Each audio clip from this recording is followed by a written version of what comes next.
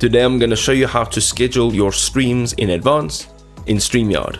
If you are wanting to schedule some of your streams, then you can do it exactly like this. So let's click on live stream, and you may be wondering, how do you schedule a live stream? Well, there are two ways to do this. First of all, you can choose your destination. That is the platform that you will be actually streaming on. You're going to go and choose it, or click on skip destination for now, and you can add it later.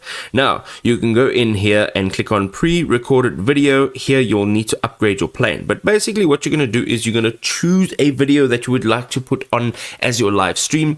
You'll then select the time and the destination. So that would be YouTube or Facebook or Twitch or TikTok or whatever it is that you'd like to stream on, and then you can pick your time.